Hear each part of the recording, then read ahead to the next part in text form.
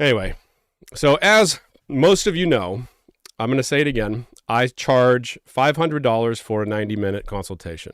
It may sound like a lot, but if it sounds like a lot, you're not ready for that kind of information. The reason I charge $500 is because $200, I was just getting too many of these things, and I couldn't shuffle and juggle like family life, the book life, the YouTube channel. It was just too much. So one of the things that constantly comes up in that talk, almost every single one, is what we're going to talk about today. Everybody's like, hey, James, what boat should I choose? And it's not really, you're kind of asking the wrong question. It's not really about, hey, man, what kind of boat should I choose? It's more, hey, man, should I learn about how to choose a boat? And that is the right question. So let me just show you one of these comments I got. This one is from, oops, here we go.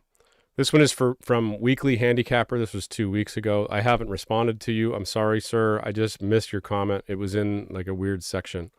So it says, forgive me if this has been answered 100 times before. It hasn't been answered 100 times before, but it's been asked 100 times before. I get this question almost every day. If so, just let me know and I'll pursue through the comments over time. I wouldn't do that. The wife and I are dreaming of spending a decent chunk of our early retirement years living on a sailboat. Awesome idea, man. Totally support you. For the first major hurdle, I have no clue how to sail, but we have time. Sailing is the easy part, I promise you. You can learn sailing in a weekend. I grew up on the water in South Louisiana, but always on a powerboat, either fishing or wakeboarding. Cool. Well, at least you know the water. We want to buy a decent smaller lake sailor to start learning on. They have courses on the lake as well. Any idea what we should be looking for as far as price, brand, size, setup, etc.? Something we can learn on and maybe spend a halfway comfortable night every once in a while, but mainly spend the next 6 to 10 years with a boat time drilling it into our heads. I don't think you need 6 to 10 years. I think that's you should change your paradigm there. Probably 1 year would suffice. And for lake sailors, I'll just answer it directly right now. It doesn't really matter what you buy. Just buy a cheap boat that is not brand new, and you won't have the depreciation curves on boats are all pretty much the same. They go straight down for the first 5 years and then they level off and they have a very slopey curve for the next 15. So if you just find something used that is small, that's big enough for you guys to lay down on and sleep on, like a Catalina 22 or a Catalina 27 or an Islander 28 or something like that, all those boats would be great lake boats, and you'll be able to get out of it for, near what you put into it. And you can buy these boats for $5 or $6 grand. So it doesn't really matter. The better question is the rest of this comment. The goal is to eventually have a nice 40 to 46 foot Bluewater boat that will spend most of its time in the Caribbean, but always have that option to move to a more adventurous life if we choose.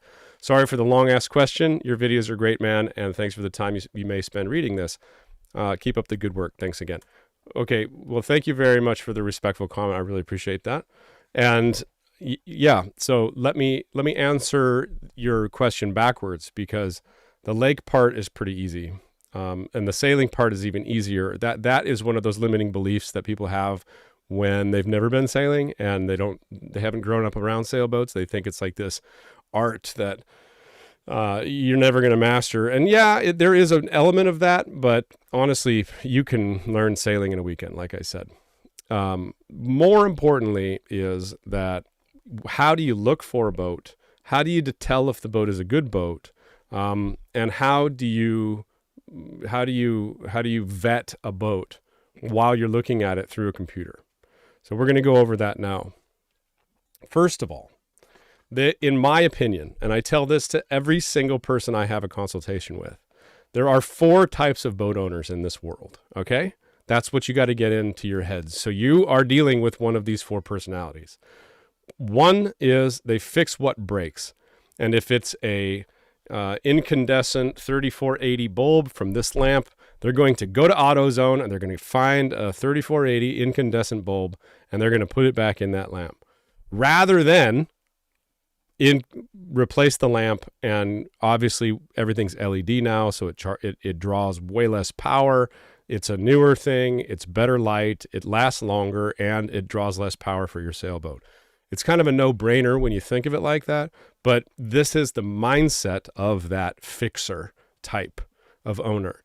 So a lot of sailboat owners are like this. They only use their boat for a month a year or a few weekends a year, and they don't fix it to make it better. They just fix what breaks, and that's it. And then when they sell their boat, it's basically stock. Now, this is not a bad owner to buy from, but if the boat is older, you're going to have to update a lot of systems. I tell people that a boat is it's not like a car. Like comparing a boat and a car is not really the same thing, especially when, the culture around cars is for the first 100,000 miles, the car is going to be great. It's going to be covered by warranty. It's going to be, non-problematic. Some cars last for years and years and years and years, and you can just drive it until the wheels fall off. Whereas a boat is more like a plane. It's not covered under warranty. It doesn't have a mileage thing. It's, it depends on how it's built. There's no like real rule on how sailboats need to be built. So, there is no, hold on a second. There is no real repercussion for building a boat poorly or having a horrible design or something like that. Whereas in cars, it will be. Also planes too. But the thing about planes is planes are like 30 or 40 different compartmentalized systems. That's the word I was looking for. I can't believe I couldn't find it. So think of your boat as like 30 to 40 different systems. There's a plumbing system. There's the toilet system. There's the freshwater plumbing system. There's the fridge system. There's the standing rigging. There's the running rigging. There's the dinghy. There's the dinghy davits. There's the saltwater washdown. There's the joinery interior. There's the stringers on the bottom of the boat. There's the battery system, the power system. There's the charging system, the renewable energy system. This is all these different systems, okay? So if you approach finding a boat and say you're looking at this, this is a Hans Christian we're going to talk about today. So you say you're looking at this 1979 Hans Christian 38 Mark II, and you're saying, okay, what is this boat worth? What am I going to have to do to it? How much am I going to have to put into it? And is it going to be a good buy for me? This is what I need to teach you today in the next 60 minutes, okay? Or maybe 70 or 80 minutes, because it's a kind of a long conversation. So normally what I tell people is don't touch boats that are over 40 years old. You've probably heard that before, just because at that 40-year mark, it's very difficult to get insurance on the boat anymore, full coverage insurance, that is. I'm not talking about liability insurance. This is two different things in the boating world. Like I said, it's not like a car. You can get liability insurance for almost anything, but full coverage insurance, to try to get full coverage insurance on a boat that's over 40 years old is very difficult. Probably not even going to get it on this boat, but because the boat is only $100,000, you probably don't need full coverage insurance on the boat. You probably can just insure it yourself. Plus, it's a Hans Christian. These boats are tanks, and this one's in really good nick. So we're going to talk about this specific boat in a second, but I want to talk about the second type of owners. So the second type of owner is somebody that upgrades everything for dockside comfort. They want They want, when somebody comes aboard, they're impressed by the boat. It's very comfortable. It all has new canvas. It has new muebles, the covers for the couches. It has nice lighting. It has an ice maker. It has, all the modern conveniences that they're going to be comfortable on the boat, either overnight or on anchor or on the dock. Okay, so that's the other type. So a lot of these boats, that's a huge amount of people, a huge amount of boats for sale are owned with that in mind. Like, look, dude, I just want to be comfortable. I'm not going to sail across the world. I just want this thing to go when I want it to go, and to be super comfortable on anchor, and to have a bitchin' stereo. And that's kind of like, when I got this boat, it had probably a $4,000 stereo in it. And it was kind of like that. This guy was number 2. He was the Dockside comfort man. It was a nice boat. It had never been updated. The spreader lights were still car headlights that drew like 15 amps each. It just was not set up for round the world cruising, but it had an awesome stereo. It was super fun. It was very set up for, there was like 9 coolers on the boat when I got it. So you know what the guy was doing. He was going to the beach and having parties on the beach and coming back and having parties on his boat. And yeah, so there's no problem with buying a boat like that. But if you're buying it for extended cruising, then that's going to be a little bit of a different thing for you. And then the third type of owner is the one that he's going cruising. I'm going to sail this boat around the frickin' world, and I want to update this boat to be ready for that. Now, there's 2 different splits in this third owner group. And by the way, this third owner group is the group that you want to buy from. This is the people that often have the boats that are in the best nick, best condition. So first group being, I have the money. The second group being, I don't have the money, but I have the time and I have the wherewithal, and hopefully I can make it good enough. So this Hans Christian that I'm going to show you today is like 3.1. This guy definitely had the money. He saw what was wrong with the boat. He probably saw some, I bet you this boat has a new mast. So I bet you he pulled the mast trying to get the boat ready to go out to sea. And he saw some pitting, maybe the mast, it's not called the mast boot, the mast step. A lot of the times on these Hans Christian, there'll be a piece of wood that the mast sits on, and the wood will get soaked with water over the years, and then it'll collapse, and then it'll kind of soak the bottom of the mast, which will cause oxidation and cause the bottom of the mast to go bad. He probably saw something like that. I imagine that is a possibility. And he said, instead of, I'm going to weld something bullshit thing on the mast, or make the step bigger and cut off a foot of the bottom of the mast, or do some kind of fix that really is kind of a jerry rig, I'm just going to put a brand new Selden mast in there. And that probably costs, 50, 60 grand. Just that one thing. And then he went down to the motor and he said, oh, this motor kind of needs to be rebuilt. Rather than rebuilding the motor, he bought the newest, best motor you can get, put the motor in. So if you can find an owner that is the going cruising style of owner, number 3, right? And that has the money to refit his boat well, it almost doesn't matter, and he started with a boat with good bones, like a Hans Christian. Even though this is a bit older, I would say that this boat has the optionality, pricing, and the owner that makes it nearly the perfect cruising boat at that price level. And then the number 4, the fourth type of owner, is the campaign and move on kind of owner. This is the guy that buys, the Oyster and does a 2-year round the world rally and then sells it. Or he buys a race boat and he races the hell out of it and then he sells it, after he's done doing his race circuit. These boats can also be good buys, but you have to understand what the boat was used for before. And a lot of the time the broker won't tell you, or he won't know.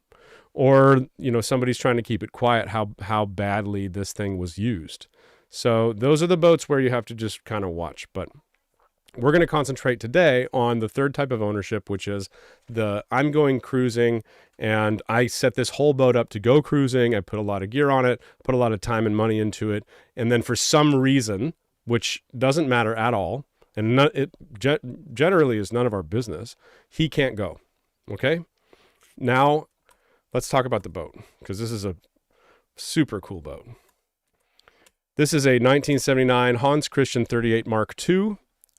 They're one of my favorite sailboats on the planet. I had, when I was a youngin', before I started YouTube, when I had my circumnavigation goal and I was on the dock, there was a 38 Hans Christian Mark II at the end of the T-head of my dock. It was owned by a man named Brad. And Brad, if you're watching me, much love, my friend. You really inspired me. He had this boat and he had one of these ports. So in this boat, here, I'll put these things bigger.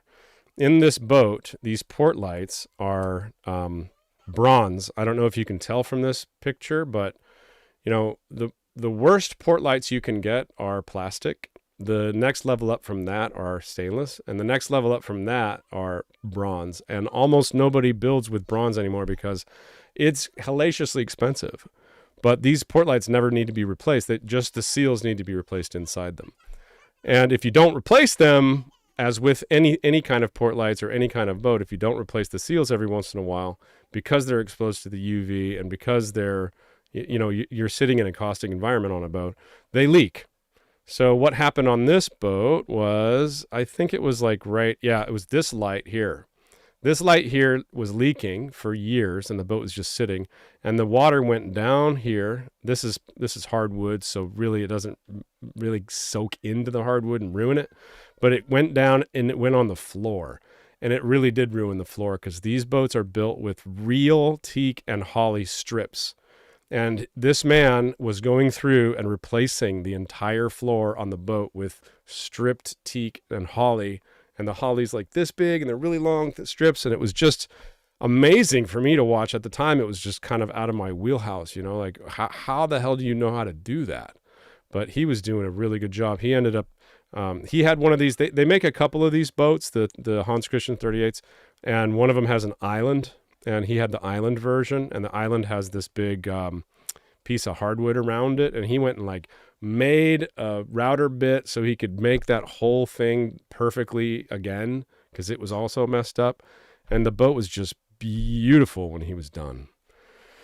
I think he spent 60 grand on the boat, and he probably spent another 60 or 80 he put into it. So he had quite a bit of money in his boat. And this specific boat, and the reason I'm talking to you guys now, is ready to go. As far as I know, you can't tell everything from, what does this have, like 24 pictures? I can't tell you that this thing's ready, but just knowing what I know and knowing what I've seen from these boats, this one's in very good condition. So, like I said, it has a brand new mast, it has a brand new Selden mast, boom vang, Schaefer furlers, 2 brand new furlers. And if you change all that stuff out, you have to change the sails. So I'm imagining this has brand new sails. I think it does. It's got a slab reefing main, which, you know, a slab reefing main cutter masthead rig is like the best boat in my opinion. If you've ever seen my book, I'll show you right now. Here's my book. Oh, no, that was for later. That's my next book. In my book, in chapter 2, let's see. Let's just go down to the, so chapter 1 is Think Like a Captain. That's the intro. But chapter 2 is the anatomy of an offshore boat. So I spend like 70 pages going through how to choose the right rig. In 2G, I go to choose the right rig. Let's see if we can find, here we go, choosing the right rig. In here, I talk about the cutter, and I talk about having a masthead rig versus a fractional rig and what I think about it. And I have made videos about that, but if you'd like the book, it's all in there. So this boat is a masthead rig cutter. And the cutter has enough room in between the 2 stays where you can have a permanent furler on either side of this boat and still tack the jib, which is really cool, or the Genoa. So what I would have, this system that I would have on this boat is, this would be a 140 Genoa. This would be like a 80% staysail. And then I'd have a asymmetrical spinnaker out here. And that would take care of the downwind stuff and the light wind stuff. And then you could go wing on wing really easily. I would have a pole right here on the front of the mast. I'm not sure if this one does or not, but I think it does. I think this is a pull track. This is what this looks like, as a pull track. I can't really see very well, but I would put one on. So anyway, specifically, all the stuff on the top sides are new. Also, it's got no teak deck. So somebody took off the teak deck already, which is amazing because that's a ton of work. I don't know if this guy did it or not, but that's already done. Also, look at the teak cap rail. The bowsprit teak looks beautiful. Somebody redid all of this. And moreover, they left it just normal teak so it'll weather. You don't want to start polishing and lacquering all the teak on a boat like this. Because if you start, you'll never stop, and it'll just be so much work for the rest of your days owning this thing. So the fact that he had the wherewithal not to put lacquer on this teak is awesome, in my opinion. Another thing is, I'm pretty sure that this is I think they're called Edson Dodger. Just because I've seen them before and they're always badass. And this one has so many handles in it. You see this handle right here and this handle right here. I think they're called Edson, and they're like the best Dodgers you can make. A lot of the time, these covers for the front isinglass will have padding on the back so it doesn't scratch the isinglass. And it's just, this is like a $7,000 Dodger, dude. And looking at the teak in the back end of the boat, yes, the cockpit in these boats are small. It's a double ender, but aesthetically it looks nice to me, and the teak looks in pretty good condition. All this teak on the side of the boat looks really, really good. If you look for these boats and you look at a couple other ones on Yacht World, there's some that are just toast, and the person just didn't do a very good job refitting the boat. This one looks friggin' beautiful. I think this is a grill. The door aids look like they're new. The entire mast, and if you replace the mast and you replace the sails and you replace the furlers, you might as well replace the running rigging. So I imagine the running rigging is probably new as well. And then he probably pulled it out and painted it in the last couple of years. Inside it's not huge. It's a 38-foot boat. It's beautiful in my opinion, but some people would find this a little bit cramped.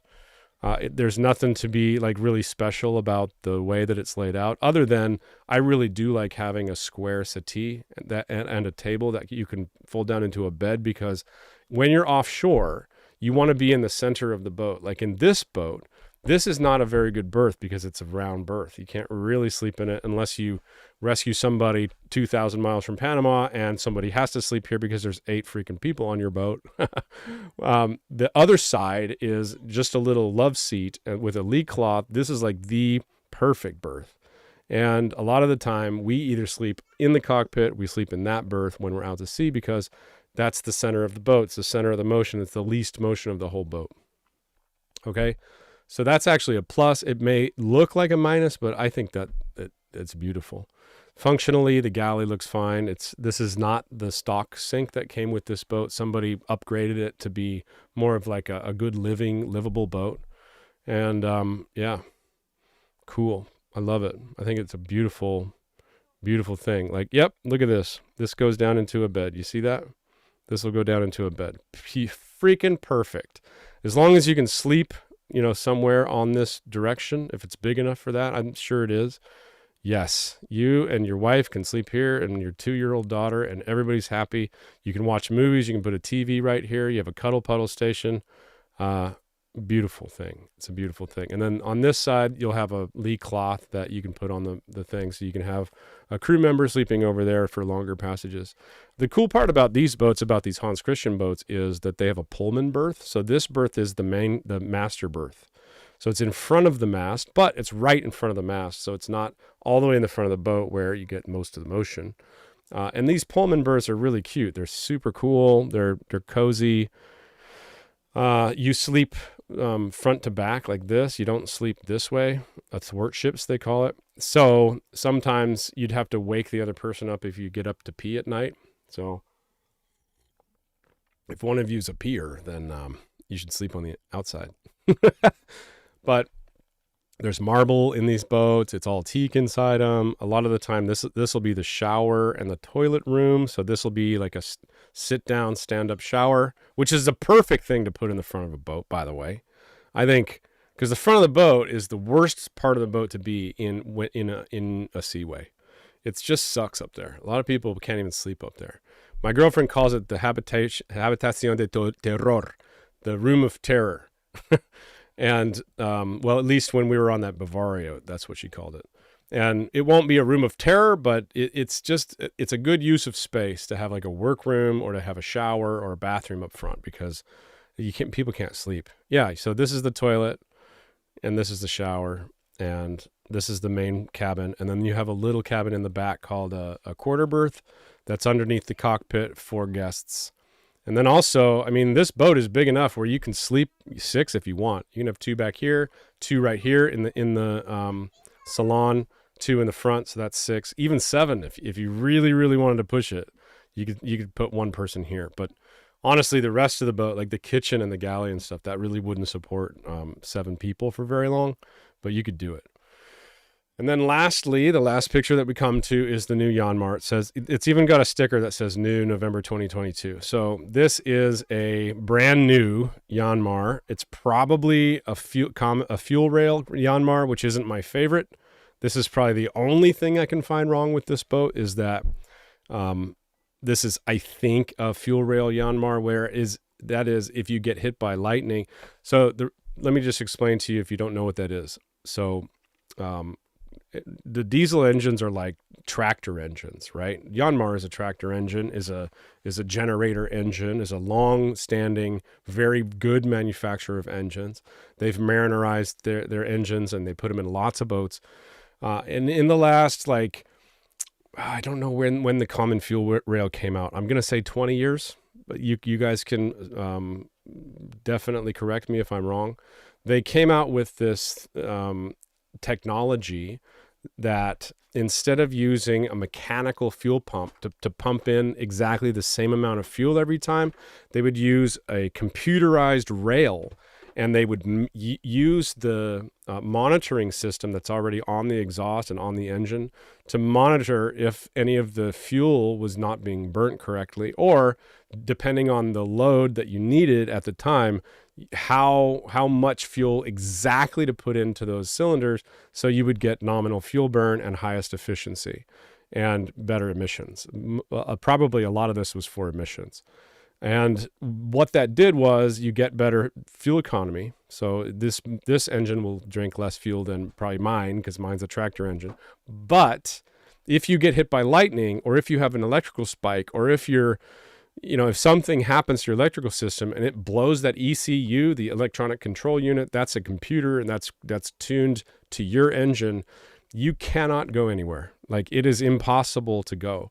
Whereas if you had the old style engines with the mechanical fuel pump, you could just short the solenoid for the starter and, Bob's your uncle, as long as you still have batteries, which I've been hit by lightning before, and I had golf cart batteries at the time, and they were fine. So I know that lead acid doesn't like blow up right away from being hit by lightning. I don't know about the modern lithium systems. Your whole battery system could be screwed. I would love to see, by the way, if you're the owner of this boat, if you had done the battery system. So let's go back to what I was talking about before, the 4 types of owners, okay? That's the 4 types of owners in my shitty handwriting. And this owner is the going cruising owner. So your job is to figure out what this owner missed. Are the fridges original? I can tell right now that the stove is original. The stove is the original gas stove, or an older version. And he just put an induction plate on the top, which is very common, very easy. Not a big deal. These stoves, if you get them into the induction version, are like $3,000. And a lot of the time people don't want to spend that because they're not foodies, and they're not going to, having the induction on top of a gimbal and then having a gas backup is actually a really good way to go. I had that for a year and a half on this boat. But that's a system where you may need to upgrade it. I'd love to see the electrical system on this boat. The fact that he didn't share any pictures of it makes me a little suspect that it has not been upgraded. A lot of the time, the electrical systems, if you want to put lithium batteries in your boat, is going to cost, $10,000, something like that, because you have to upgrade not only the batteries, but then the cables and the chargers and the profiles and the MPPT chargers. They all have to be compatible with lithium. And then now your alternator is not compatible, so you get a buck boost or a DC to DC charger for that. If you don't understand what I'm talking about, just look it up or buy my book, man. Actually, I think it's time. Yes, it is 35 minutes into the talk. It is time to give away a book. So if you comment Captain right now, I'm going to give you 2 minutes and I'm going to copy all of these. I'm going to pick one of these, or actually ChatGPT is going to pick one of these, and one of you guys will win a book. Okay. And there's only 350 of these left, the first edition books, by the way. Hello. We're almost out, which is amazing. I've got 15,000 more books coming, but the cover is going to be different. It's the second printing is going to have a little bit different cover. This is like a soft, they call it cowhide. The new one will not have cowhide because the cowhide had problems with it rubbing off. By the way, if you have a book, if you paid for a book and the cover is rubbing off and you want a new one, I will completely honor your commitment to me and to the book and send you a brand new book. Okay. The new shipment comes in like 2 weeks or 3 weeks. So just contact me and you'll be talking to my assistant, Grace, and say, hey, Grace, I have a book that's the gold is rubbing off and I would like a new one. And she'll get you one. As soon as those arrive, all those books are going to be shipping out. We have a big list. Okay. Not a big deal. I will cover, if you want to help me cover the shipping on it, you can offer, and I would greatly appreciate it. But I feel like if you're paying $60 for a book and you get a book that has a manufacturing defect, you deserve a new one. All right, so let's go back to let's see here. James's head. That's what this is labeled as. James's head. All right, let's go back. Oh boy, we got some captains here. All right. Sweet. You guys are right. You guys are good. You guys are good. Sweet. Okay, 3, 2, 1. Skipper. No, you can't say skipper. You got to say captain. You got to say captain. So, Senior Kyle, you got to put captain in there, okay? Because I'm using an AI to pick the names. So, I'm going to do this a couple times more, but here we go.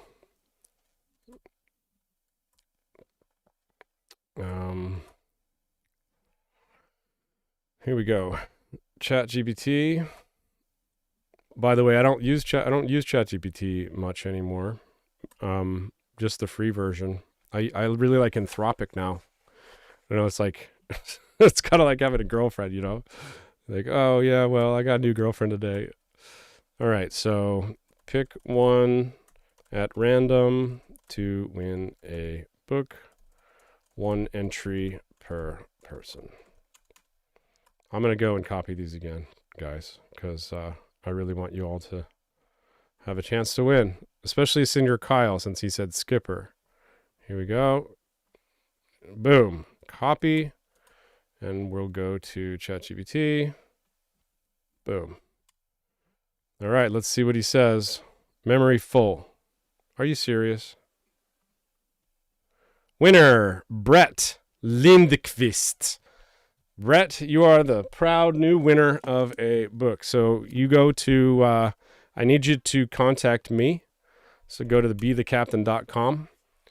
Oh, by the way, for all of you that are watching, I've put free shipping on all books for the rest of the weekend as a thank you for joining me. So you have 1 day and 9 hours to take advantage of that if you'd like a book. If you go down to the bottom, oh, by the way, yeah, I forgot. I've been nominated for a couple of awards. So go to the bottom, put contact, put your name in here, put your email, and then comment with your, please give me your address and your phone number. If you're overseas, I have to have your phone number. I cannot ship you a book without your phone number because the customs needs to contact you. And if they want to charge you a ridiculous amount of money for the VAT, which is crazy that they charge it for a reference book, but that's not out of my hands. So the book got nominated for 2 awards. Right now it's been nominated for the First Horizon Award. That's the Eric Hoffer First Horizon. It's a finalist for that. That's for anybody's first book. So out of like 2,000 books, there's a couple dozen that got nominated for this finalist. I'm very honored. And then also the Forward Indies, it's a finalist for the Forward Indies Award, which is super cool, right? So anyway, there are, Let's see, 363 copies remaining of the hardback and 753 copies remaining of the signed one. So that means that we have almost made it to 9,000 copies sold, which, thank you. I appreciate it. I'm glad the book is resonating with a lot of you. I put my heart into that thing. Okay, back to the Hans Christian, because there's a couple other things we can talk about before we open it up for questions. Give me a second, because I'm not very good at this. All right. So, like I said, it's your job. So this is what my consultations are usually about, right? We're going through the boat and we're trying to find out what are all the systems that we can see in the pictures and in the description. When were they updated? What have we not covered yet? And how much are those systems going to cost? So one thing we can't see here is the fridge system. Is the fridge system old as shit, or is it fairly new? A lot of these older systems that came in Hans Christian 1979 boats are either almost shot or they don't work very well. So you're going to have to change it out with a new one. I prefer this one, Technautics, Cool Blue. These guys are awesome. They are always respond to my emails quickly. This is what I have in my boat. They gave me a 50% discount to tell you this, but actually they're really cool people and very, very nice. What's his name? Steve, I think his name is, and he is the owner of the company, and he'll answer. He's also the tech, and he goes to the boat shows, and just a super cool dude. And the thing finally makes ice, which is something I never had before. All right. So I definitely back these people. All right. Back to the Hans Christian. Another thing we haven't seen is the generator. Does it have a generator? Does it have room for a generator? Probably doesn't have room for a generator. Also the solar, I just only saw 2 panels up there. God, this is a beautiful boat. It's perfect. Set up perfectly, man. You don't need a big chart table. A lot of these boats had a huge chart table. This one is perfect size. It uses the bench so you can sit there. I love this boat. It's so pretty. Isn't this a rad boat? This is a cool find, right? I really hope that one of you guys get this. It looks to me like the toilets are brand new. They're pump style and all the tubing is new. I think that this guy spent a good $100,000 on this boat. And instead of, this is how you can determine whether or not that third type of going cruising owner is the guy with money or the guy that's just trying to do it all on a budget. Is, you always have the option to rebuild. And sometimes it's a conscious option to rebuild the engine you have. Because I didn't want to go to that common fuel rail engine, I rebuilt my Perkins because it has sleeves. The sleeves can be taken out, and it's basically a brand new engine with all the new parts in it. This guy had the option of rebuilding whatever he had in there before, but decided, I want to pull it out and I put the best thing from 2022 in this boat that there is to offer. And this engine, I'm guessing it's around 50 horse, and it probably cost him upwards of $30,000 installed, I bet you. The engine alone is probably $20,000, $18,000, something like that. So, yeah, let's look at the description really quickly before we get on to your specific question, just because I want to see I'll go through everything with you, and I'll give you a little bit of my, what it means to me, like my inner commentary. Okay. You guys can all see this. Okay, good. Complete refit was done to Sophia. By the way, girl's name for the boat, perfect. I love that boat name. I wouldn't change it. Sophia is a perfect name for a boat. From 2022 to 2024, great. It's not even old enough for the impellers to be bad. Upgrades include Selden mast. Pfft, that's very rare. Boom. And rod kicker. That's the Vang. Standing and running rigging. Beautiful. Hasse sails. Pfft. Yanmar JH57 diesel. I said it was a 50 horse. It's probably a 57 horse. Lofrans Tigris windlass. Oh, I didn't even see that in the pictures, dude. That's like a $7,000 windlass. You can't buy a better windlass. That's an awesome windlass. Badass. Vulcan 25 anchor. Yeah. B&G electronics. Awesome. Best electronics you can get. Starlink, solar panels, and more. Come for a showing and walk through that highlights all the upgrades.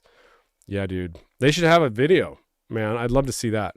So we have a new main, new headsail, new staysail. He got all new sails in 2023. New Schaefer roller furling units in 2023. New Selden boom and mast. And rod kicker, that's the Vang. New standing and rugging rigging. Asymmetrical spinnaker with dowsing sock. That was not new, so, they would have put 2023 on there if it was new. New canvas. Dodger. It doesn't say the make of the Dodger, but I can almost be sure that's a Edson Dodger. I'd like to know your opinion on that. What do you think? But that's a nice Dodger. That's like a $7,000 Dodger. Mainsail cover, staysail cover, hatch covers, completely rewired. There we go. New AC/DC panel. Freaking yeah. New start batteries with isolation switch, 120 volt battery charger. It's the old battery charger from 2015. It's the old battery charger from 2015. So I think that probably they didn't go with lithium, but that's a choice and not a bad choice. I think that's fine. Usually, if you're using a charger from 2015, it's probably not got a lithium setting on it. So that might be something that you need to upgrade. I don't know. Probably not. If all the batteries are new, just go, dude. I tell people, another thing I say almost every consultation is, don't buy a boat with the expectation of spending 30 grand on it. Buy it and use it, and it'll tell you what it needs. It'll tell you whether you don't have enough battery power, or you need to upgrade your charger, or maybe you need to put a generator or a Honda generator on the outside to supplement the renewable energy. The MPPT is new. That's what we saw before, where he said new solar up here, new solar panels here. So he's probably bought new solar and MPPT at the same time. All new electronics, new Yanmar. That's awesome. Double ray core. This is not, when I'm looking at this, he's not putting the year on the double ray core or the bronze sea strainer. That's probably original to the boat. This stuff, this bronze sea strainer, usually from Graco with this type of boat, doesn't really need to be replaced. It lasts forever. One thing with bronze, though, it needs to be grounded, because salt water, especially in a hot marina, and by hot I mean electricity flooding everywhere, will leach the zinc from the bronze. And if you scratch the bronze and it turns pink, especially underwater, like pull the boat out of the water and scratch it with a knife, and if it turns pink, it's done. It needs to be replaced. And now the problem is that it gets brittle. And as soon as you hit it, or as soon as you have like a can in the bilge, or a can of juice or something, and you take a big wave and it hits that, it's going to break it off, and it's going to potentially sink the boat.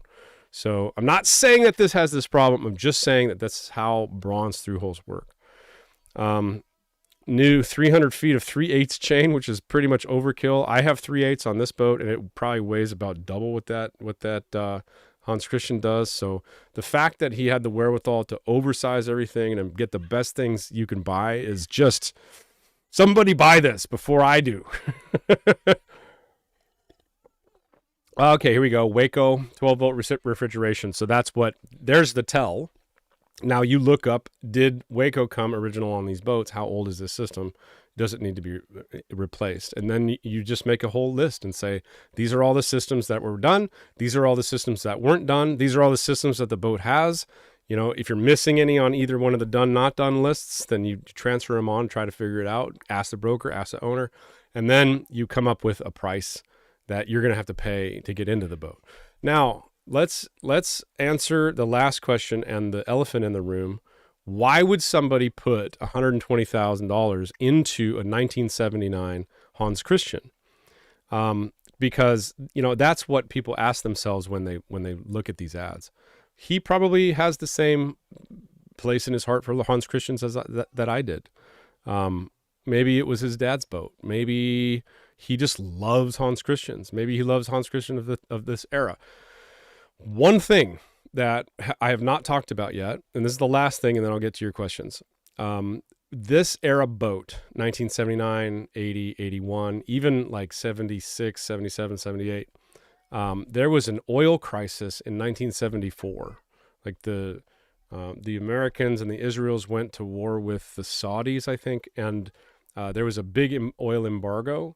And because of that oil embargo, a lot of the manufacturers of of resins of like that vinyl ester resin and the resins that they used to make boats with, they had to change their recipe. And when they changed their recipe, because it was just getting astronomically expensive to build boats, and then nobody was buying that specific resin anymore. So when they changed the recipe, some of the suppliers for a few years, namely like 1979, 80, and 81, had a lot of problems with osmosis. So like, for instance, I know that the Valiant series of boats, that they got a bad batch in that 1980, 1981 range, around there. And a lot of those boats, the Valiant 40s, ended up with osmosis. So I don't know if this Hans Christian had that problem or not. Maybe not. But you need to do your due diligence and check. And now that you're informed, you can do that. Okay. Are we done now? Are we done with this boat? This is a beautiful boat.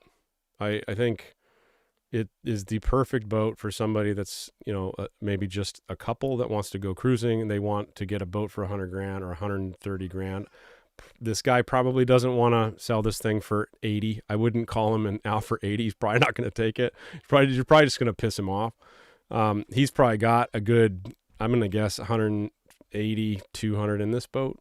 So, take advantage of this. There's not every day you see a Hans Christian with a new mast and all new sails and new furling gear and Edson Dodger and redone wood and whoever did this knew what he was doing and had the wherewithal and the money to do it.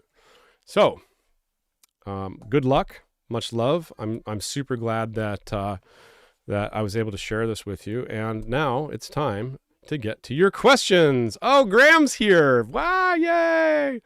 Thanks, Graham. I appreciate that. So he's been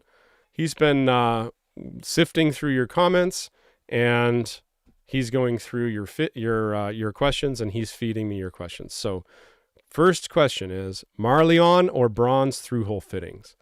In my opinion, actually it's not my opinion. Bronze is stronger when they do load testing on bronze rather than the Marelon. Marelon is strong when you have they sell like a base that you can put on the boat and then put the through-hull through. I personally have Marelon on my boat. I have True Design through-hulls. I'm going to show you that real quick. True Design through-hulls. Here we go. True Design .nz. These are Kiwi through-hull. This is what the ball valves look like.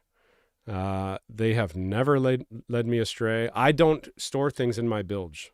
Okay, I have a boat that's big enough where I can store everything up higher.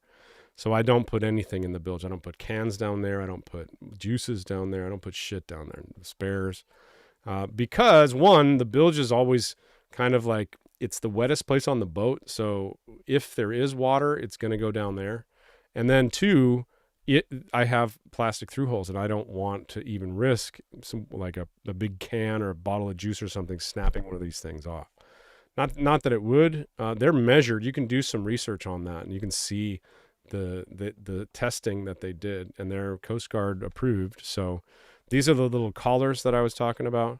You put the collar on, then you put the through-hull first, and then the collar, and then the through-hull, and then the ball valve, and it's like basically impossible to break these. The Graco through-hulls, the bronze through-hulls also have a collar designed through-hull for places where it's going to be needed. So this is not, just these through-hulls don't just have this, but this is very, very strong load-bearing collars. And the cool thing about having Marelon, and then I'll drop it, is that they never need any kind of greasing. You can take them apart inside the boat in the water. So if they get stuff stuck in them, you can take them apart and then put them back together, which I've had to do a couple times. And they never don't work. I've only had them for 6 years, so I guess it's not long enough to really tell, but they don't corrode. So if they don't corrode, they don't corrode. They're made of plastic, and that's my favorite and the one thing that I love the most about them. You don't have to ground them. You don't have to have a grounding strip, and they're made of plastic, so they never corrode. They never stick, okay? I'm getting better with the switching, with the video switching, right? All right, that was from Johnny Lightning, 1491. Thank you, Johnny Lightning, for joining.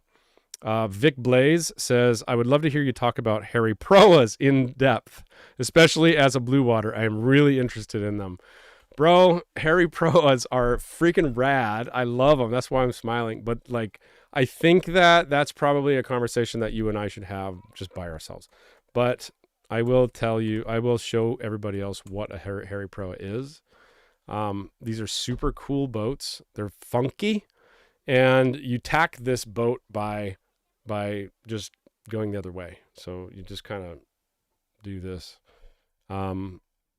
They are crazy looking boats. Do you guys all see this? Hold on a second. There we go. This is a Harryproa. Wicked boat, right? Like, how does this even work? It's my understanding that the living situation here, the living side of the proa, is always on the windward side, and the sails side is always on the leeward side. And it doesn't matter where you're going, you're always on that tack, which is kind of cool, actually. I don't know a ton about the boat. I know that in the earlier versions, this part of the boat was for dinghy storage, and they had this really cool dinghy that they had made that like fit inside here and like became the deck. And then when you got to where you're going, it like came out like a transformer, which was really freaking cool. I know that there's people building these like in up to 60, 70 feet now. And I know that somebody just won, they beat the record for, I think it was Seattle to New York, so around Cape Horn, with one of these. I don't know much else about them, but here we go. Harryproa.com. Why choose a Harryproa? You can read about it. Very cool boats. I think these are more for the low cost DIY crowd that wants something funky. As blue water boats, I just can't tell you, dude. I don't really love multi-hulls just because I have a little PTSD about that, but I'm not against it. I would just, these are so funky that you better know what you're doing, and you better know every inch of the boat. I will say that. You're not going to get help. Nobody's going to know how to help you in these yards. You're not going to be able to take this to Marina Manzanillo in Cartagena, Colombia, and pull it out of the water and say, okay, I need you to fix that boom. They're just going to look at you funny and be like, what the hell is that, dude? Cool boat, though. Good idea. Very popular. I get more and more people that are asking about those. All right. Nick James says, why is the boom so high? Oh, you're talking about on this boat? Why is the boom so high? Yeah, I guess it's a little bit high for the length of boat, but it's out of the way. Probably because when you're standing up here, you're under the boom, and whoever bought the boat didn't want to have that be a problem. I bet you. Yeah, the boom goes right over the cockpit. So if you're standing in the cockpit, you're not going to get hit by the boom. That's the way I would want it too. I don't think it's horribly high. That's how all of these Hans Christians look.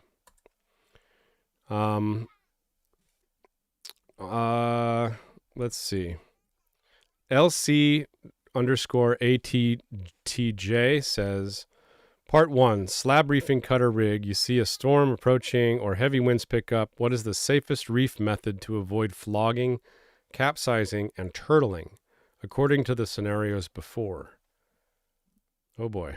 I missed some of this comment, so I don't know what the scenarios below are, but if you're on a slab reefed cutter rig, just like this boat that we're looking at right now, normally what you do is the mainsail is the one that makes the boat heel over more than the foresail. So as the wind increases, or as the wind hits you, and you weren't paying attention, I'm guessing, you'd want to get the main down first. You'd want to reef the main first. That's usually the rule on a monohull boat, is reef the main first and then reef the jib. The main also, I go through this in my book. I think it's page 171. Let me see. Let me see a second. If I'm right on this, I'll give away a book. How about that? Give me a second. We're going to find page 171. No, come on. There has to be a 171. What are you talking about? 171. Ah, stupid. 171. Captain's tip. You can't just use any knot when trying to... Nope, that's not right. I'll still give away a book, though. Oh, no, wait a minute. Hold on. That was page 162. 165. 170. Oh, no, that's not it. I'll still give you away a book. Ha ha! Anyway, I put this in my book somewhere, and I said... wait, what was the first question? Oh, I said when the power of the wind goes into the main, your center of effort is now pushed back, and it causes weather helms. If the wind's coming from here, the front end of the boat wants to move up. You need to fight that. You need to balance that. It's the opposite with the head sail. As you have a bigger head sail, bigger than what you need, the force of the wind moves the center of effort forward in the boat, and it causes lee helm, which means the front of the boat is trying to bear away. You can see that with your autopilot. If the autopilot is always moving to one direction and it's always got like a 5-degree tilt to one direction, you're not balanced correctly. And the more you sail, the more you'll figure that out. But that is the dynamic on a monohull. On a multi-hull, it's kind of backwards, and it depends on the rig. And a lot of these fractional rigs are a little bit more difficult because they have a lot of bend in them and stuff. But talking about monohulls, talking about Sophia, which is this boat, that's what will happen with her. So almost always, if you like, say you're out sailing and you feel the temperature drop suddenly, get your main down, at least one reef, probably two, or just take it down. A lot of these boats sail fine with just the jib. And, if you're going to get hit by something really strong, you're going to be sailing downwind. It's just as important the direction you're going as to how many reefs you have in the sail. And if you're going to go downwind through a heavy squall, you're probably just going to want to have the jib out anyway. Okay. Brett Lindquist, what's up, dude? Hey, congrats for winning a book. Oh, I got to give away a book. Okay, I'm giving away a book right now. It is 1 hour into the live stream. It is time. If you want to be like Brett Lindquist and have your very own copy of Be the Captain by James Stevenson, comment Captain right now.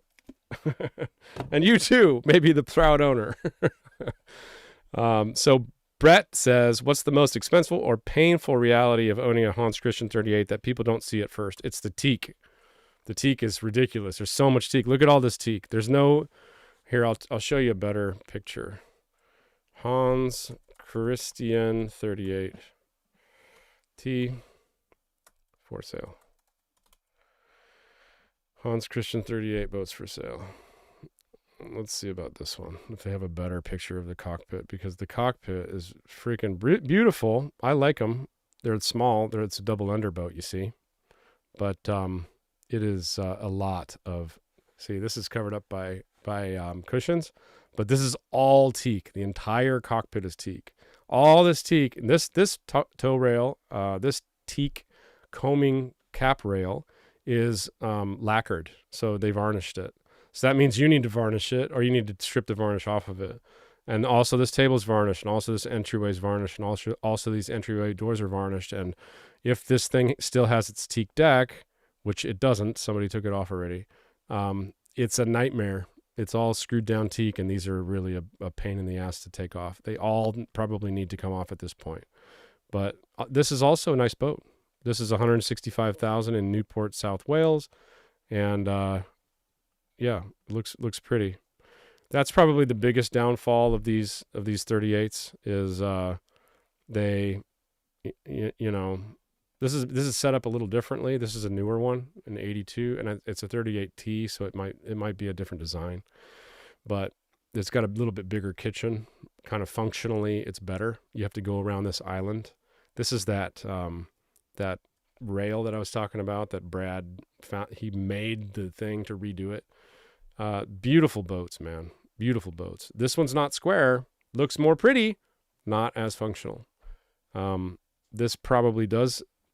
I'm going to guess that it goes down into a bed, but if it doesn't, then, I mean, honestly, that other boat, this one, is a better boat, in my opinion, because of that square table. Where is it? Square table. It goes down into a bed. You can see it right here. It slides down to a bed. Doesn't look as pretty. I mean, if you're just looking at this through the aesthetic lens, this one's way prettier. But through a lens of, I'm going to be offshore on this boat, this one I think is the better buy, actually. And plus it's got all that new equipment. So yeah, that's the big deal with Hans Christians, is they're a pain. Okay, let's give away a book. Let's give away a book, everybody. Let's see, live stream. Go down to the bottom. Oh boy. Oh yeah, here we go. Everybody wants a book. Okay. Did somebody just say Dinky Crow? I saw Dinky Crow. You know you're not going to win a book with Dinky Crow, right? Okay, let's do it again. Second try. Dinky Crow. Okay, ran it again. Crux 173. Senior Crux 173. Go to bethecaptain.com. Go down to contact. And contact Grace, and you better be nice to Grace. If you're not nice to Grace, you're not getting a book. Say thank you. She is amazing. She takes a huge load off me every week. If you're watching, Grace, I freaking love you, girl. She's a great customer service representative. Anyway, book's coming to you, buddy. Thank you. All right, let me go through a couple more of your questions. Any other specific questions about this boat, or about the boat buying process, or about the different kinds of owners, or about how to vet boats from your living room while you're seeing them online? That's kind of the like the thesis of this live stream. That's what I wanted to get across. By the way, this is live. A lot of the people that are watching this in a week from now, they don't realize it was live, and they're like, why are you drinking? Cut that out. I don't have a post process to cut all that crap out. All right. Big thanks to Graham Henderson. He's our moderator today. So thank you, Graham. If you guys could give him a big thumbs up, that'd be cool. Let's see. Kyle Hoff says, question, the best way to prepare for a lightning strike. Dude, I wish I could tell you. The only thing that I know is that there is a system for lightning strikes. Lightning Protection Sailboat Boat Show is the only way I know how to find this company. Here it is. DDCE. The DDCE Lightning Protection System. Here we go. Let me select this on here. Okay, DDCE, full vessel protection. And you can see this is on like a super yacht. So these things cost $15,000. So you're not going to be putting it on your Hans Christian 38, bro. But if you want something that's a for sure thing, the way this works is pretty cool. There's always like a lightning storm going off in this little guy, this little lamp. This is an insulator with 2 electrodes, and basically it's taking the potential energy from the top of your mast and discharging it to the top electrode, and it just keeps discharging it, so you have no potential energy up there for a lightning bolt to hit. Because they figured out that that's how lightning works. And the guy that was selling these at the Cannes Boat Show last year told me that on land, they have a 100% money back guarantee. Like, they know for a fact you will not get hit by lightning. On a boat, I don't think I asked him, and he's like, yeah, no, we're not going to give you that, because if they do that, they could be liable for millions and millions of dollars. But this thing's not small, and it's not cheap. Stupid expensive, really. But there's your answer. There are other YouTubers that have done YouTube videos about this specific topic better than I can. And I don't think anybody really has a 100% certain answer as to why you get hit and why not. I'll tell you what my thesis on this is. I believe that the reason that catamarans get hit more often is because they oscillate faster. Like they move faster in the waves, whereas A big monohull boat rolls like this. A catamaran rolls like this. And it just, as the top of the mast is the most amount of motion and the top and the closest to the sky, it's creating negative ions by moving through the atmosphere like that. It's like static electricity when you rub something on your hair. And that potential energy now is found by lightning, and it just comes down and hits it.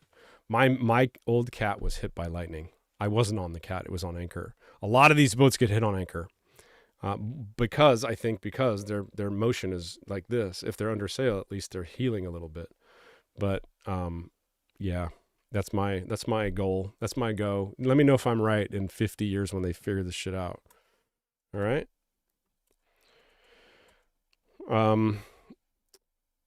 Lucas Bender 3559 says, "What do you say about the Valiant 40 versus the 42? Is it good enough?" Hell yeah, man. It's the same design. It's just the 42 is stretched. I mean, you'd have to call my buddy Chad to get the skinny on this. He's like the Valiant guy. But it's my understanding that the rig is a little bit higher. There's a bowsprit, or maybe the bowsprit's longer. I think they might have elongated the whole boat a little bit. I'm not really sure exactly what the changes were. I think they changed the keel profile as well. But I will say that those Valiant 42s are awesome boats. I would not scoff at having one of those. They're beautiful. Valiant is a company that they're still doing, they're still in business for aftermarket service. They built one of the best boats ever built in the States, I think, behind Hinckley, or with Hinckley, I should say. And yeah, awesome boats. Beautiful boats. Really good sailing. And yeah, the 40 is good enough. I did meet one couple with a Valiant 40 that didn't love their boat. They said that it didn't sail very well, and it had osmosis issues. I think theirs was from 1980.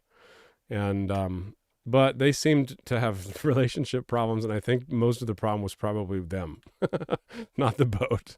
So yeah, that's a great boat, Valiant 40. You can find those for around $100,000. Sailing Aviator, what's up, man? He says, is the hull on that boat full composite or is it cord? The hull on the Hans Christian is solid fiberglass from the gunnels down to the bottom. That's one piece, encapsulated hull. They're cool. They're cool boats. Super strong. Let's see if we can get the picture of this boat out of the water. So yeah, this is all one piece in the mold, and they're poured in. They don't point for shit, I'll tell you that. They don't back up for shit either because of this big, huge keel. But you can run this thing into the rocks and most likely get off before the water comes in and be fine. Or get the boat off the rocks. You know, say this happens a lot in Hawaii. There's not really good parking in Hawaii. The only good parking is in Pearl Harbor, and the Navy owns Pearl Harbor. You can't anchor in Pearl Harbor. So basically what people do is they just anchor on the lee part of the islands, and these big storms come in. They're called Kona storms, and they rip through. There's lots of fetch, and they cause 6-foot standing waves, and a boat goes on the reef there like every month. And this boat will survive that reefing and be able to be drug off the reef, and you're going to have to repaint it. As long as you get it off within 24 hours. If it sits there banging on the beach, it's probably not going to be able to be saved. But whereas something with a cord hull or something with a cord above the waterline topside hull may get hold a lot easier. Yeah, so that's it. Derek Carter says, I just bought an abandoned Bristol 38.8. What's your opinion on these boats? They're beautiful boats. I think I would have to see how long it was abandoned. But let me tell you my experience with abandoned boats. I bought this boat. Well, first I bought an O'Day 32 that was abandoned for like 3.5 years. And the guy smoked inside it, and it was just nasty, dude. It was nasty. I had to throw away everything and then just start over. I was working for a water jet company at the time, so I got free foam from that, and I got my mom to fly down and like redo all of the cushion covers. And by the way, she made the Bimini and the Dodger to this boat. This is like the 6th boat we've done together. That O'Day was trashed. And then this boat too, I bought it. It was sitting on the hard for like 5 years, I think. And, the old owner, bless his heart and rest in peace. He left, he got sick really fast and he left his food on the counter. There was exploded food in the cabinets. It was trash too. And one thing I learned a lot about with this boat is when you buy a boat that has been sitting for a long time, everything that's rubber is totally screwed. Like as soon as you open the windows, now those seals are done because they're like welded on before. And also all impellers, all hoses, all pumps, everything that's rubber is going to leak and it's going to go bad. And you might as well just plan on replacing, everything on the boat. So I like those Bristols. They're a little bit older design. It would just depend on how long it was sitting as to what it was worth to me anyway. But I like those 38/8s are very pretty. They have a little bit of overhang, right? That's the one. Let's see. Give me a second. Bristol 38/8 sailboat data. Oh yeah, okay. Yep. Not the overhang one, just a little tiny bit. Yeah, it looks like a great boat. Is yours a centerboard like this? Yeah, with a little like half a skeg. Oh, I love it. Looks cool. Yeah, man. Really quickly, I like the displacement to length at 300 is ridiculously heavy. The ballast displacement at 47 is ridiculous. Most ballast displacements nowadays are like 25. And sail area is at 16. I think that's a perfect boat. I'm surprised the comfort ratio is only 32. I bet it should be more. It looks like just from these numbers, a very comfortable hull design. Yeah, I wouldn't scoff about taking this boat far. It's definitely built well. But if it's been sitting forever, you probably have to change the sails and the sail covers and the stack pack. And you know what I mean? Like everything ends up going bad on them when they've been sitting. Boats don't like to sit. Boats are like women for a reason. I say this in my book too. They're female energy. They need some attention and some respect and some love. Okay. If you enjoyed this, I have a new book that I'm writing called Be the Crew. I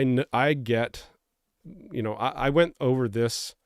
I went over this thing at the very beginning of this. This is a comment on one of my community posts that I make on YouTube. And basically they asked me, hey, what should I get for a lake boat? How do I get into cruising? We don't know much about sailing. I get that almost every day. And I realized that the Be the Captain book is a really good, mental diarrhea of everything I've learned in the last 20 years of cruising around and being on sailboats. But it's based at the captain. And I'm missing a core audience member is the people that are new to sailing. So I'm writing that book. So I'm going to read you the blurb about it real quick because I'm very excited about it. I've got the first chapter, the outline, and the blurb finished. And basically, this is the blurb. There's a profound difference between knowing the theory of sailing and being a person a captain actually trusts on their deck. Be the Crew is the essential guide for the modern sailor who wants to be useful, proactive, and trusted rather than just a set of eyeballs. This book ignores the standard knots and rigging checklists to focus on what really keeps a boat running smoothly: situational awareness, social dynamics, and proactive seamanship. The journey to becoming indispensable moves through 4 critical phases: unlearning land habits that do not translate to sea, understanding the unwritten social contract of life aboard, vetting the right opportunities to join a crew, and finally making the mental shift from reactive passenger to proactive seaman. Whether you're looking to log miles for your own future command or simply want to be the first person invited back for the next passage, this book provides the blueprint. All right, so that's kind of the idea of what this book is going to be. I'm excited about it. That's one of the reasons I'm selling the boat is I want to have some time to write this. And I don't want it to be like on a timeline, you know what I mean? I don't want to write for the date. I want to write this well because I think it'll help a lot of people. And there's a hole in the literature about like, how do you find captains? How do you find a good captain? I see it all the time where a 19-year-old kid will get a leap year between high school and college. Their parents will give them 10 grand. This happens a lot in Europe. And they'll end up on this boat with this guy that, you know, he's just not a good captain. It's his first boat. He's never been sailing before. He's afraid to go out without some piece that he's missing, or his wind thing isn't working at the top. And they just sit in the marina, or she has a bad experience because the motor goes out and the guy doesn't know how to fix it. So how do you find a good captain? It's a way. There is a way to ask enough questions to say, look, this guy obviously doesn't know what he's doing. And that's kind of who I'm writing it for. How do you get into sailing? How to be a good crew member? How to be a proactive crew member? And how to vet boats so you don't end up blowing your 2 weeks that you have been paying for, and you flew down there and with some guy that just wants to sit in the marina and hit on you. I don't know if I'm going to put that part in the book, but I think that's always a funny dynamic too. All right, people. Much love. I really, really appreciate you guys tuning in. I'm going to answer a couple more of your questions, and then we're going to get out of here, because I find that I get long in the teeth, they call it, where you just keep talking and talking and talking and talking and end up, alienating somebody. All right. Steprob. I don't know. Maybe Stephen Robb?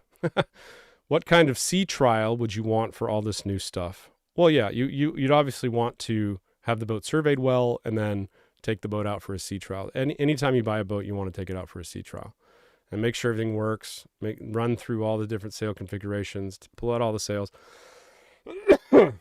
It'd help if it was raining. I'd like to go out in like the shittiest conditions ever, like pissing rain, 35 knots. That would be great. If we could go out in those conditions so I can see what leaks on the boat. Because if anybody tells you that a fiberglass boat doesn't leak, they're lying to you. Every fiberglass boat flexes. I'm sorry to the guy that owns the Manta 40. Yes, your boat flexes too. You know what I learned recently is, I looked this up just because I wasn't sure.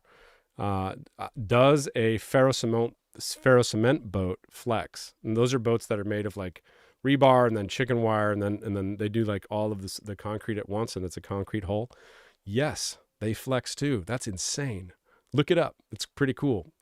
They have like micro fractures, and that's why they don't last forever, is because they end up, water gets into those micro fractures. But crazy that they flex.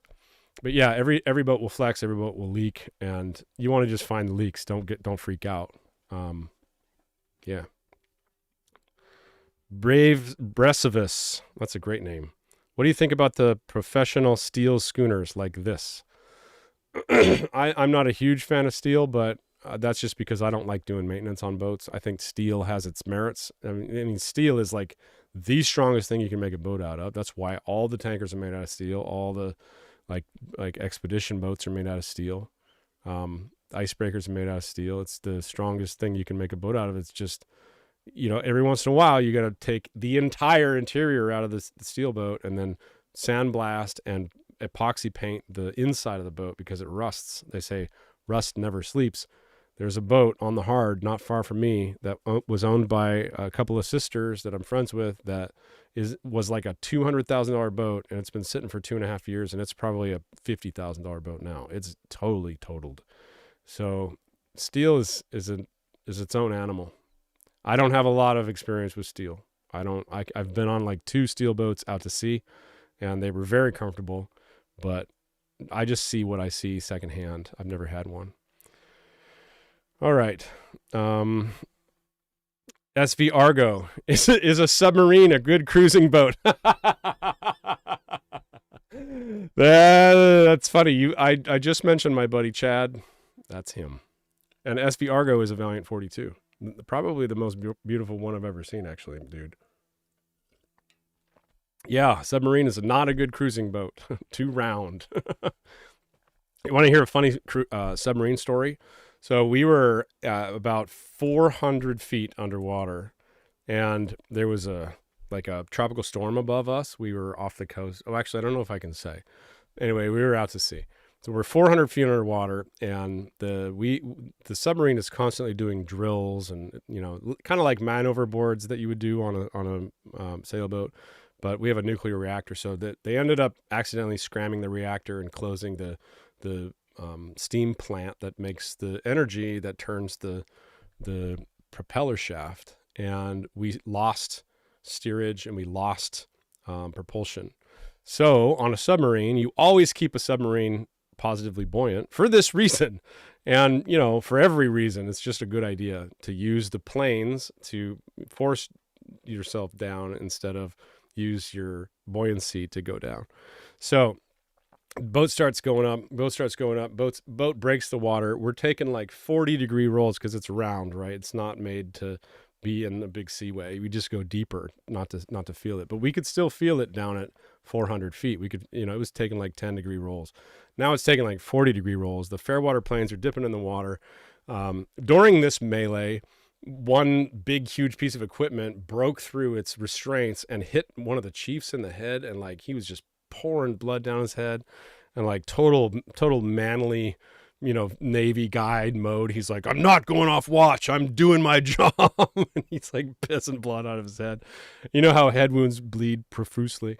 And then everybody starts puking. Like, it was so nasty because it's recycled air inside the sailboat or inside the submarine. So, oh my God, dude, I don't ever get seasick. And that was one of the times I was seasick. I was sick because everywhere I went, the air smelled like puke. And when you're smelling puke and the boat's rolling and everybody else is puking, like plotting and dotting on charts and then going into a trash can and puking, it was gross, dude. So no, to answer your question, Chad, no. The sailboat or the submarine is not a good cruising boat.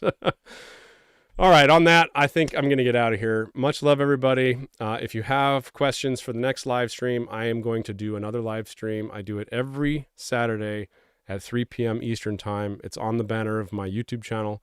And if you'd like to join me next week, I will be here next week. I was just hellaciously busy the last couple weeks with the boat, getting the boat ready. So much love. Thank you for joining me. Congrats to those people that won a book. And I